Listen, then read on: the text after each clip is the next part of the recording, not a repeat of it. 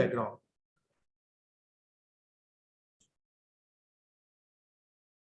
But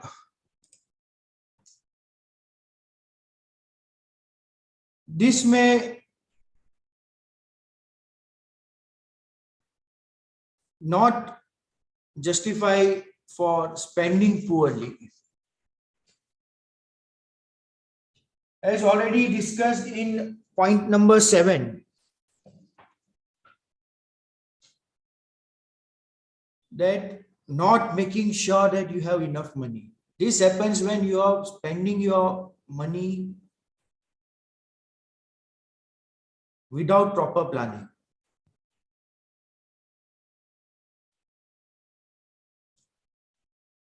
Simply spending too much of money on marketing and the product is not to the mark may lead you to the worst outcome of the launch. At the same time,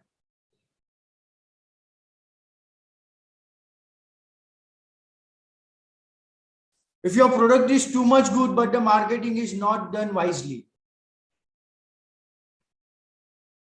this may also be the cause of concern. As a startup, you need to be very much wise on spending your each and every penny. The 9th one in the list is failing to ask for help.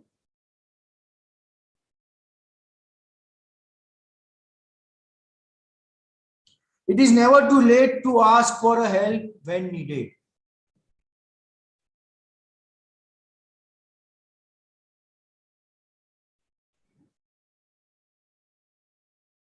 If you are sinking down, you are already out of the market. If you are not asked for a proper handholding that someone could provide you, you may fall early. Even the Fortune companies in the telecom sector had tie-ups of lately. This becomes important when you are into a tech-based sector.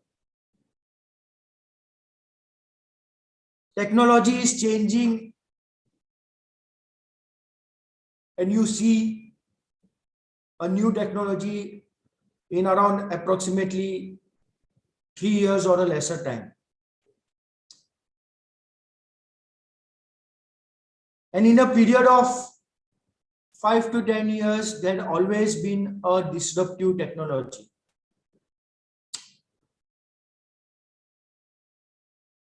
Research and development plays an important role, but sustenance is the key factor that would hold you out in the market.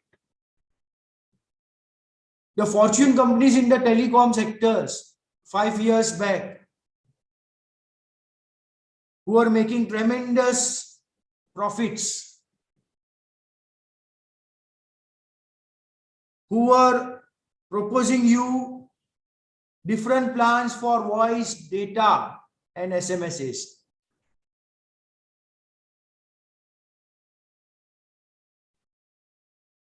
Could not remain untouched through the disruptive technology brought in the market by the giant telecom opportunist launching the 4G LTE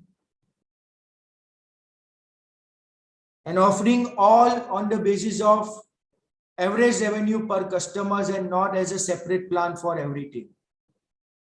The whole idea was to earn profits on a smaller sector from one person, but capturing the market to turn out into a huge profit sector market, which the Fortune companies pre-existing in the market failed.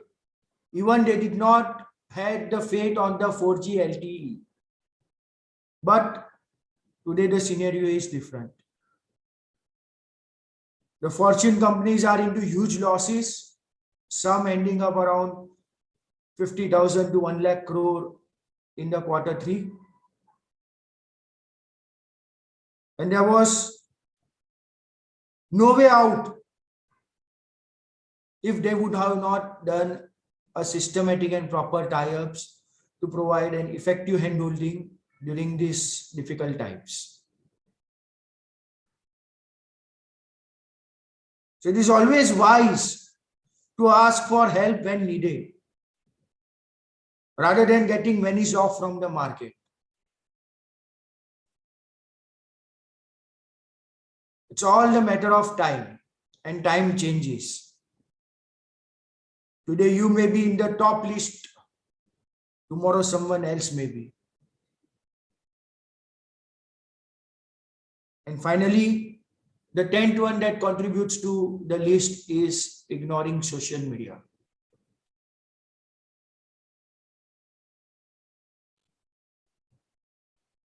Many startups failed to run their social media wisely. Today, social media is playing a very vital role. Today, the marketing strategies have been designed around digital marketing to reach out to the mass in a much smaller span of time. Let me put around in front of you a very good example of Realme. I hope you all are aware of Realme products. The Realme has understood this social media very well. Any product they launch, prior to the launch of their product, it is already streaming around through influencers onto social medias and YouTubes. They sell their smartphones free of cost to the influencers so that they could really bring around their features, the USPs, and can get the attraction of the customers. And they were really successful in their sales on the e-commerce platform with the scheme of gone in a flash. The gone in a flash was not on the day that they begin to sell, but it was run very wisely by grabbing the customer's interest prior to the day when they had to launch gone in a flash, so that within an hour they could be successful in selling more than 1 lakh units of that smartphones.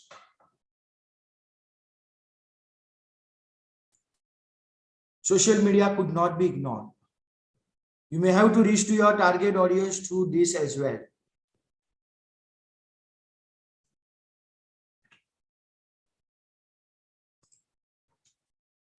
Moving ahead in the list,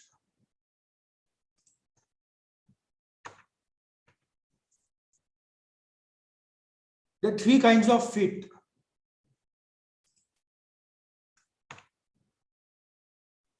That is the problem solution fit, the value proposition fit, and the business model fit.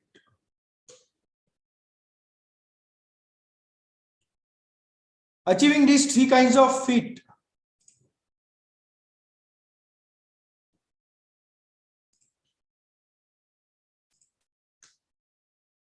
will help you minimize the risk of failure.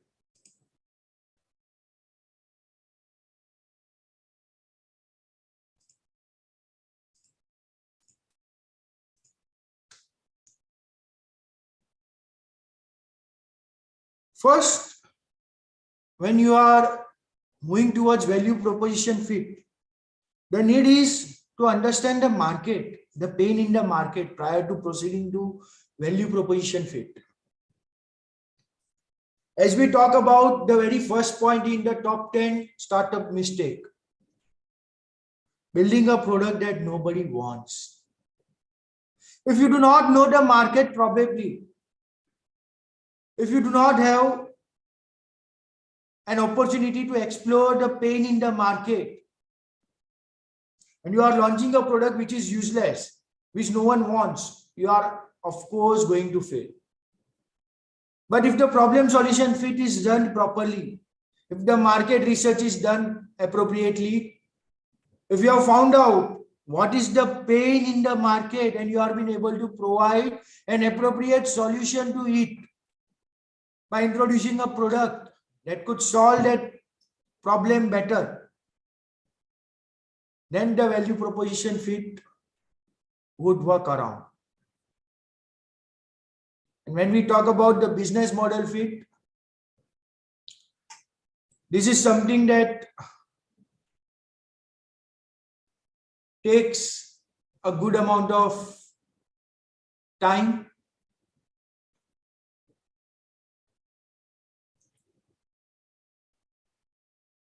The time that your customers may have a faith in you,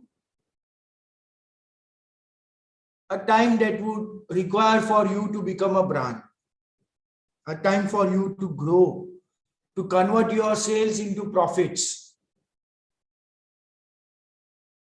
And the profits that is done threefolds and could support the research and development of your company.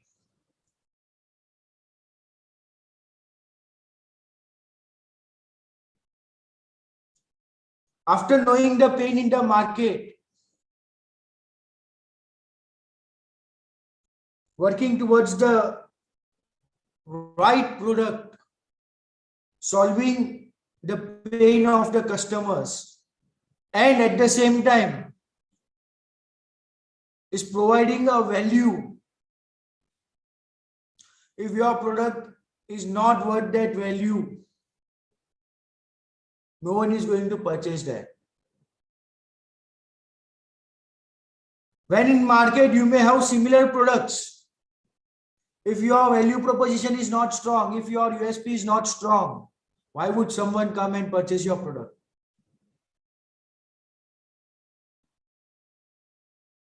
Let us discuss about a very good example of the potato chip industries into the FMCGs.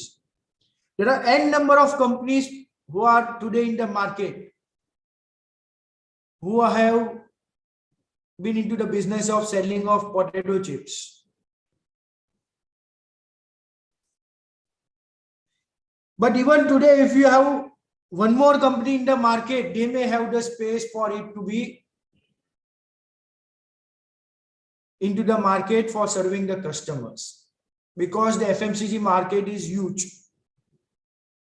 You are targeting on the mass market, but if you are still providing the same classic salted flavor in the market which already exists,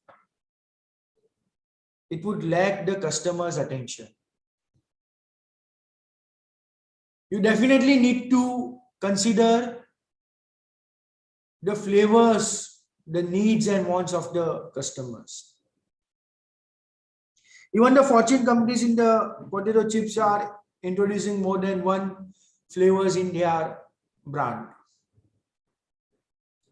A customer's taste may change around. Not every time he will like or she will like the classic salted. They may like to try the cream and onion. They may like to try the Pudina flavor. They may like to try the desi masala, the barbecue.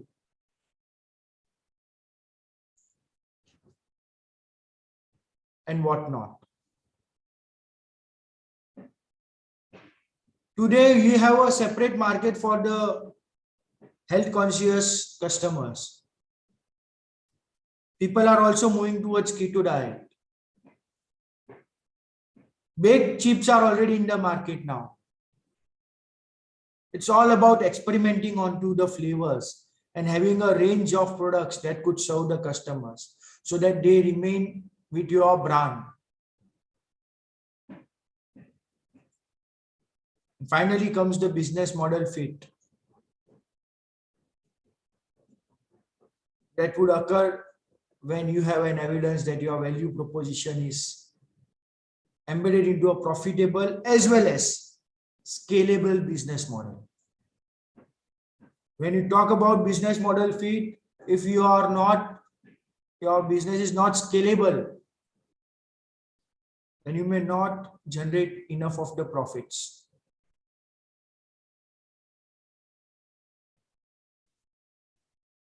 This takes time, especially for a startup, but an appropriate handholding and a good business plan may help you grow your business and scale your business over a period of time to generate threefold profits,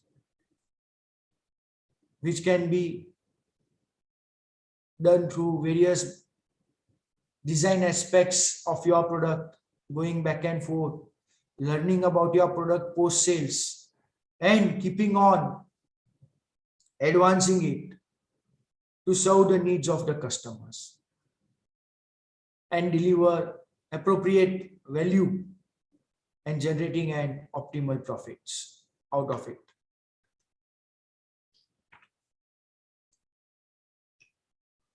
When you talk about value proposition, it may still exist on paper at the stage of problem solution fit. But as you approach towards product market fit, that is the value proposition of your product, it will surely begin to resonate.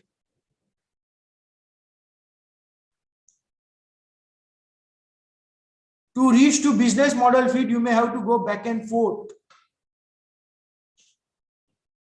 on learning about the customer's reaction onto your product.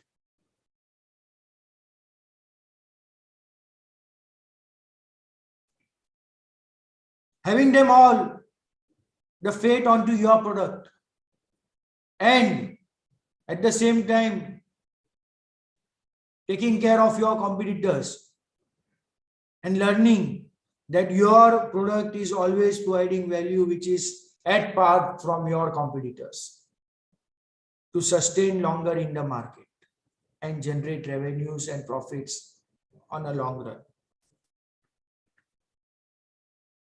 But how should you approach this challenge? The first thing that you could do is by validating the problem that you are intending to solve. You may have to first work around the goal to understand the severity of the problem that you are going to solve, so that your startup makes a product that creates a value and not a product that no one wants.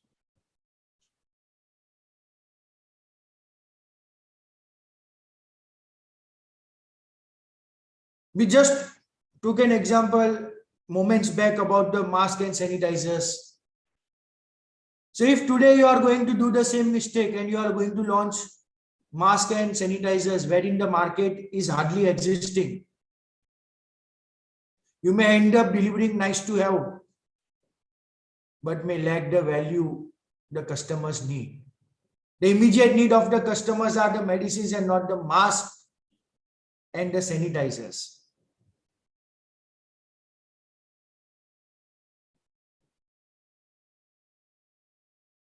Stu Blank and Bob Dorff had suggested a sophisticated scorecard which includes a 7-point criteria to determine the problem that is worth solving. The table below shows various segments on how you could evaluate and validate the problem you are intending to solve. Starting from customer segment to how painful the problem is, to how urgent there is a need to solve, to how better you could solve, to how the customers are looking for a better solutions and are they the decision makers. Let's just speak around on to the customer segments. My dear friends, it is really need to understand that who is your targeted customers. Except for the FMCGs, wherein you have the mass customers to grab the product, the other parts are not really true. Let's just speak about the automobile sectors. The Fortune companies had launched their outlets all across the Mumbai city. The luxury car starts not less than 30 lakhs for their initial model. And they had their outlets scattered all around the Mumbai.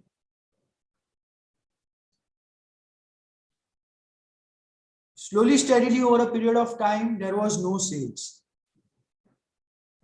And they began to learn the problem.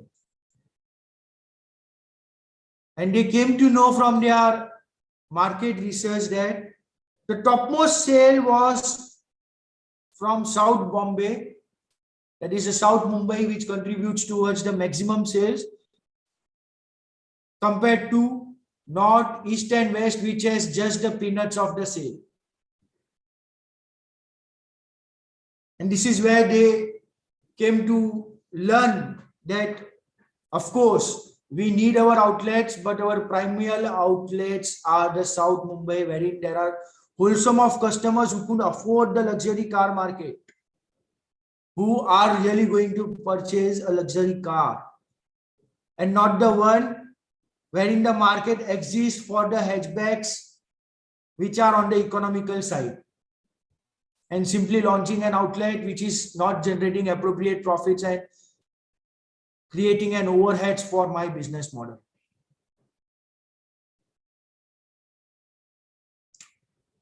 When we proceed around how urgent the need is to be solved. So when we talk about the pandemic, the urgent need of solving the problem was medicine, if not medicine, the vaccine. But today, if you are going to launch a vaccine and not a medicine, there rarely is a market for you to serve, because maximum doses have been taken. And there are already many competitors in the market. The urgent need today is medicine. So if you are bringing up a medicine which is having an effectiveness on the pandemic, there is a huge market for you to serve. Are the customers going to pay for this solution? Yes. Customers are least interested in vaccines now. They may hardly invest in vaccines. They have come up from that scenarios. But yes, they are definitely going to pay for a medicine. Are they looking for a better solution? Of course, yes. Vaccines are already there. The better solution is a medicine. And are they the decision makers? When we come out to this segment, this nearly needs to be taken care of.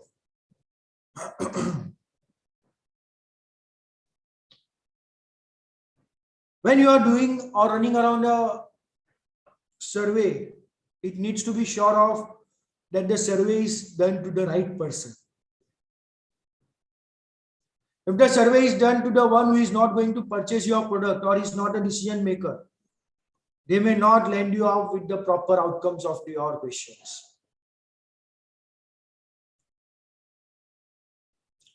Asking the millennials who are not going to spend the money on your product, who are dependent on their parents for purchasing a certain products and getting their outcome. To some extent, it may help. But the original investors are the one who are going to spend money on your product. And this needs to be well taken care of. And based on the evaluation scorecard, you may be getting an appropriate result that may help you out to understand the proper customer segment and the needs and wants of the product, so that the problem that you are intending to solve is well validated.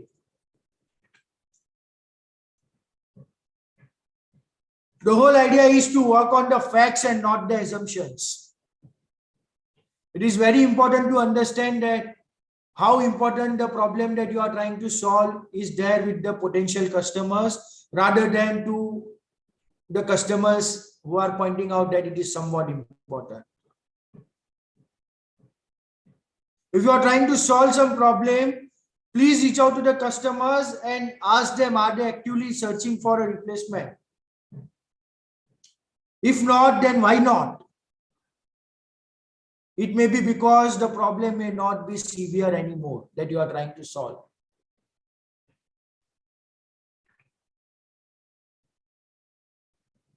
The second one in the list is to validate the solution that you are intending to propose for the problem.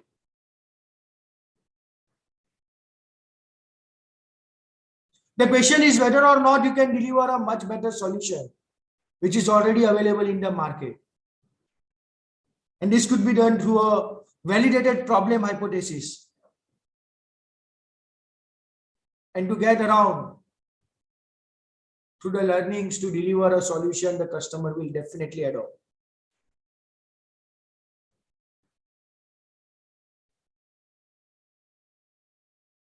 The list at the extreme right below targets on few of the validation rules that would help you out. That is, more than 50% of the customers would like to try your product and signed up for the beta plan. Today, my dear friends, the world is running on digital marketing and the e-commerce giants are running it very well. Every few days, you see some advertisements on the e-commerce platforms onto the smartphone market, gathering out what you are expecting from the upcoming launch. And they create a form, they gather some interesting facts about how much megapixels would you like to see, what is the processor that you would like to have, so far and so forth. And at the last, they will ask you to sign up so that they could get the well-validated interest of the customer's database prior to launch of their product.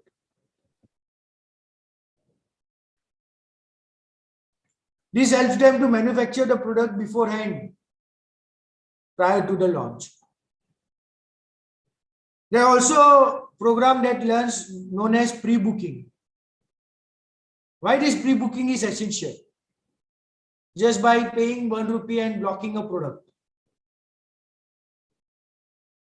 They are not fools to offer such offers that if you pre-book, we will give you certain offers, so far and so forth, XYZ. Because by pre-booking at just 1 rupees, they are getting to know the interested users that turned up for their product, and they now know the manufacturing units that they need to produce, and they are pretty sure of that number of customers who have signed up or who have pre-booked that product. Only 10% to 20% of them may back out. The next 80% would definitely purchase that product. So it was a whole idea of producing the mass product of that particular product and having a calculated risk, so that if the market is huge, it should not happen that the post launching you do not have sufficient unit to be sold, and at the same time the market was small and you produced units that is unable to be sold in that market, finally, which ends up making losses. The next point in the segment goes as 50% of the customers who tried the product and would so sorry, sir, to interrupt you. I would like to say you that please summarize your session. Actually, it's a 40-minute session, so kindly summarize your thing. Can we extend that to a few more minutes? Okay, but actually the live session is also going on. So if you extend or going to another link, then live session is not be able to. That's why we're saying. So if you because we are almost halfway, it may take some time for me to summarize it out. Okay. Yeah. Okay, sir. Carry on. Okay. Thank you. Okay. After this session, you may then join another link which I have already sent to you. Okay, sir. Okay, madam. Okay, sir. 40% of the customers consider that the product is a must-have. The word of mouth definitely plays a vital role. And finally, 40% of the customers may indicate a very disappointment that they will no longer have access to this product. These are few limited outcomes on the validation rules. There could be many in the list. This is just for a better understanding onto how you could learn from this particular solutions that you are intended to propose the validated problem. The third one in the list is validating the price of the solution that you are intending to deliver. Many products fail to prove their worth in the market because they are not rightly priced. Either it is too much highly valued that no one is interested to purchase for, or it is undervalued that someone would definitely not like to purchase and have faith in that product. The right pricing is the key to a proper sales of your product. Many startups run the schemes buy one get one free, buy two get two free, buy two get three free. Selling something for free at the initial stage is not recommended. It may definitely grab the customer's attention, but you may end up making losses if the repeated customers are not there and the customers cannot get that value out of your product. It is rather advisable to try a pilot batch of products selling at different prices at different parts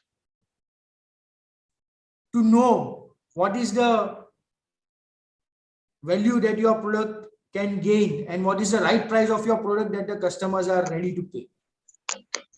And accordingly, you could propose that around. Always try to sell beforehand so that you can learn around what is the right value or the right pricing of the product prior to the launch.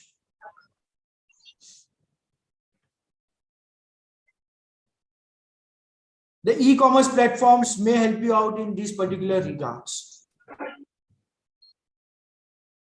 Many smartphone companies drive the traffic on their advertisement by these attractive offers. They will they'll target the customers. They may ask the survey of their smartphones that is about to be launched. As discussed, they may also ask you to pre-book. This all will grab the attention. And they may also ask you one question: what is the price that you are ready to pay? So that when they launch it on the correct pricing, which is not too high and which is not too less. In case you are not able to deliver it out, you can give a smart excuse that the product is out of stock. But at least you might be in a good idea of the right value for your product. Then comes validating the target segments with the most potentials.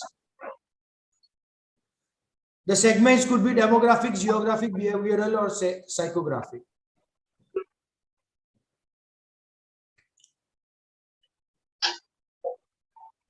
When we talk about demographic, it contributes to age, gender, income, education, family, social status, occupation, and life stage.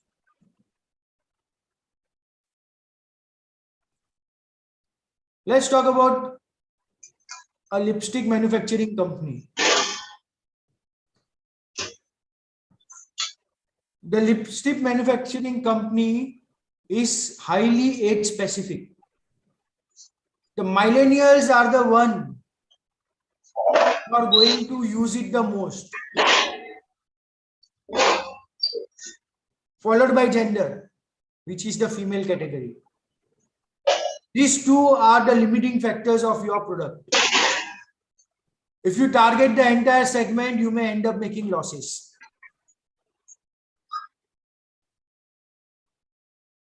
This is one just example. There are many in this segment. Speaking of the geographic,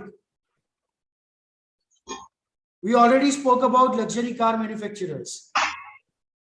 So if you are an exporter in various continents, but you are selling economic car in the United Arab Emirates, the United Arab Emirat can afford a Hummer on the road, a Range Rover on the road. Why would they be interested in purchasing a product which is economical?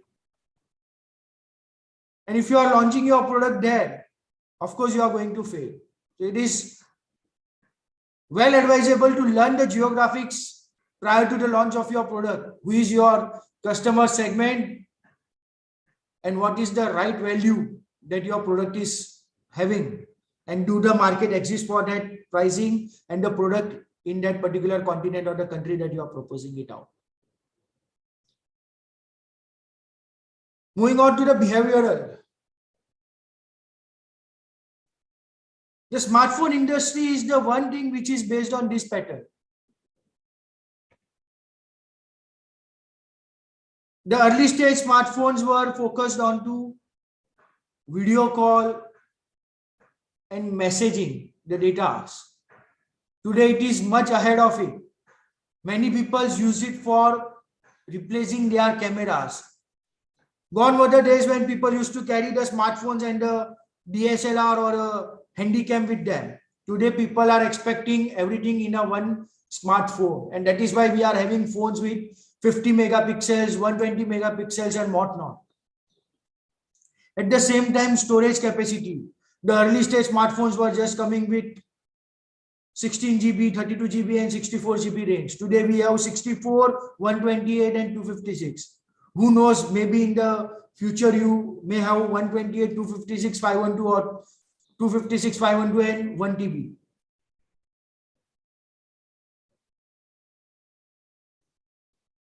At the same time, what is the lifespan of that particular product? The moment you launch something new, customers are attracted towards that and they are much engaged into the buyback offers and purchasing a new one rather than using the same old phone for years. Followed by the psychographic, that is the lifestyle, activity, concerns and personality. Just by selling a phone of a cheaper brand or a cheaper value may not help you out. If your target customers are the one who are the luxury phone users and offering them a fully loaded phone at just the price which anyone can afford, may not help you create the brand. And the branded customers may never end up purchasing a phone which does not create that value. You will never see an Apple phone selling in 20,000 range. It's a brand. If it goes down to 20,000, the brand value would be affected.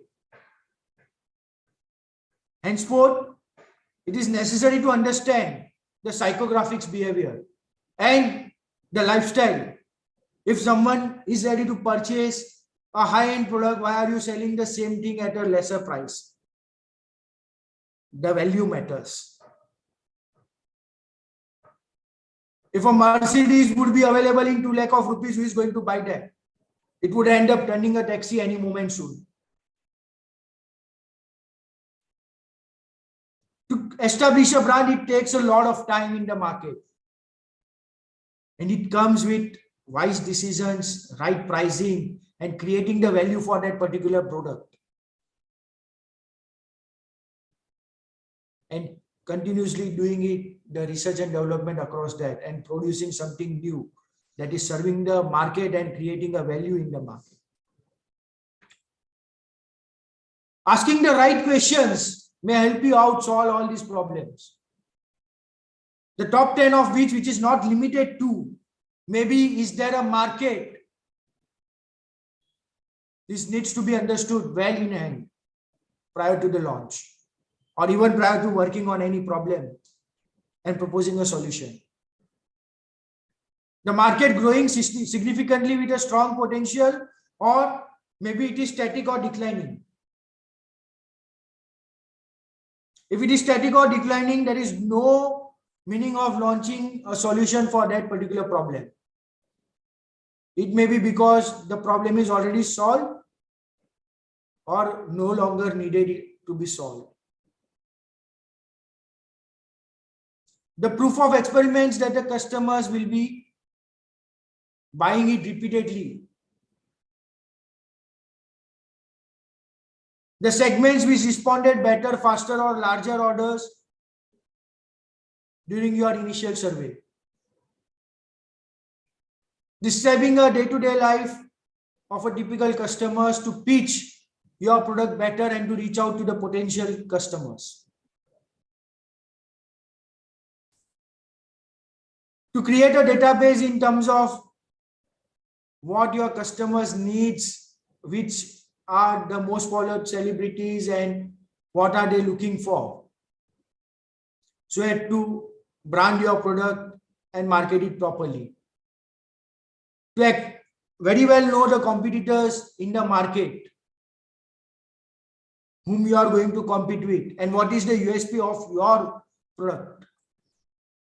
To draw a sales pipeline and funnel which is direction based to support your business, and expecting marketing cost that you are going to spend around for the customer acquisition to reach to that particular target customers. Follow 2, keeping it intact and turning it around to a repeated customer for buying your product. And even if the results are not satisfactory, you may do around the pivot and repeat the steps so that you may be able to find out the original reasons why your product is not working. It is not always true that the fault may be in the product. We already took an example that the luxury car manufacturers opened the outlet in North, East and West Mumbai, where there was no customers for the luxury car market or hardly any customers for them, turning them around to make losses because of the overheads of their outlets, which when rightly known was been opened in South Mumbai, wherein there were potential customers to purchase. So it is really needed if your product is not working and it is really very good, you should definitely go around and do pivoting and learn whether you have pitched the product to the right market or the market needs to be shifted around so as to modify the value of your product or the change in the target segment. And finally, this is the whole journey that you could go around, starting from the lean canvas to the ideal customers to customer journey map to customer interviews to value proposition, business environment, revenue models, hypothesis, minimum viable product, building a direction funnel for your business, driving the traffic, fact-based learning and decisions, optimizing the sales and making it scalable, and your marketing plans to reach out to the goal so as to achieve the value proposition fit and the business model fit. The house is open for any queries. Thank you all for your time and attention. Over to the host. Thank you so much, sir, for your valuable time and this wonderful session. So this session is open for all. If anyone want to ask any kind of question or any kind of information, then they can.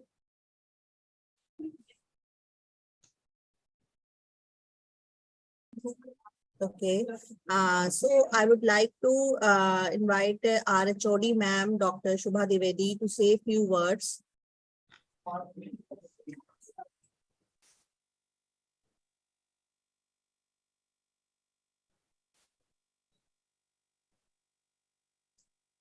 Ma'am, am I audible?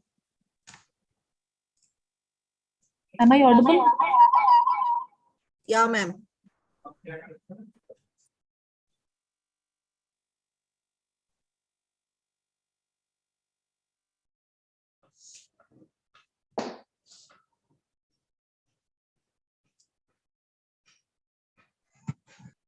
Hello.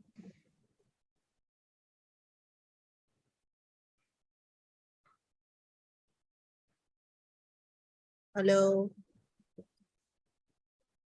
I think Am I there is. audible? Am I Yeah, audible? ma'am. Yeah. Thank you so much, Bhavin sir, for a beautiful presentation. And indeed, it gives a very right approach. Those who are in the frame of developing any type of a startup or to develop himself or herself as an entrepreneur. So this session help in that scenario. Thank you so much. In a very short span, you are ready to give the session on the this business fit and the proposition fit. So achieving values, and I'm seeing your slides. Slides are very beautiful, and the content is very knowledgeable and contain like authentic text and material, which is the requirement of the present scenario, present time. So thank you so much, Dr. Bhavin, for coming in on the platform of visual platform of IIMT University. Heartily thankful for your presence. Thank you so much. And I'm Thank you, thankful. Dr. Shubha Madam, for the opportunity. Dr. Sanjukta Madam for being an charismatic host for today, and Dean Sir, Yeah.